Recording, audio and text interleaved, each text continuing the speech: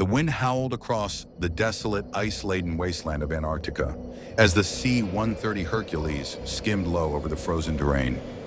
Aboard the aircraft, a team of elite Black Ops operatives sat in silence, their expressions hidden behind dark visors and tactical gear.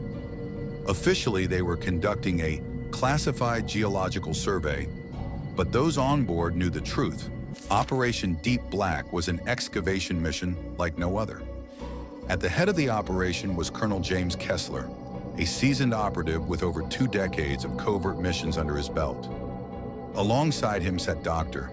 Evelyn Carter, a leading archaeologist and expert in ancient civilizations, and Dr. Viktor Orlov, a Russian physicist with knowledge of exotic energy sources. Neither scientist had been briefed fully, only that they were investigating an anomaly beneath the ice, discovered through satellite imaging. A deep fissure had been detected beneath the frozen continent, and something lay within it.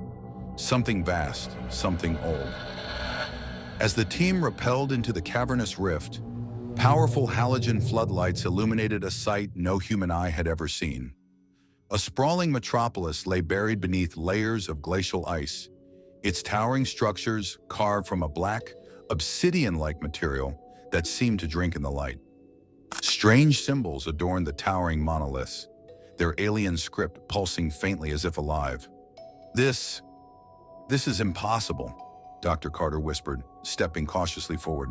This architecture is millions of years ahead of anything humanity could have built. The deeper they moved into the city, the more it became apparent. This was not a natural formation. There were roadways, buildings resembling pyramidal structures, and even remnants of a vast underground river, now frozen solid. Enormous, doorless buildings suggested a species that did not use conventional means of entry. The walls of these structures contained strange crystalline panels, which when touched, flickered with a faint, ghostly glow. And then they found the first body. Preserved perfectly in the ice was a being unlike anything in human history. Towering at nearly 9 feet tall, the humanoid figure had an elongated skull, 6 elongated fingers, and skin like polished obsidian. A bioorganic suit covered much of its body, and around its neck was an intricate metallic device embedded into its flesh.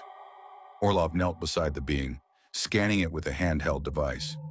Carbon dating suggests this body has been frozen for at least 200,000 years, he said, his voice barely above a whisper. Whoever they were, they predate human civilization. Dr. Carter ran her fingers along the symbols on a nearby wall. We need to know why they were here. As the team pushed deeper into the city, they uncovered what could only be described as a massive hangar, its ceiling stretching nearly a mile above them. And in its center sat a massive craft, half buried in ice. The ship was unlike anything the world had ever seen. Over 600 feet long, its design was sleek, aerodynamic, and constructed of the same black, light-absorbing material as the city itself. Strange, vein-like conduits ran along its hull, pulsating faintly, as if still alive. The interior of the craft was a labyrinth of corridors lined with more crystalline panels, some of which still flickered with static imagery, visions of strange celestial bodies, alien landscapes, and Earth. They had been here before. Carter found a central console in what seemed to be the command center. The moment her fingers brushed the surface, a sudden surge of energy crackled through the room. Images flared to life on the wall, scenes of massive biomechanical beings descending from the sky, altering primitive Earth species with advanced technology. They were here to shape us, Orlov muttered, to guide the early evolution of intelligent life. Kessler, ever the pragmatist, narrowed his eyes. Then why did they leave? That answer came as they explored further into the ship.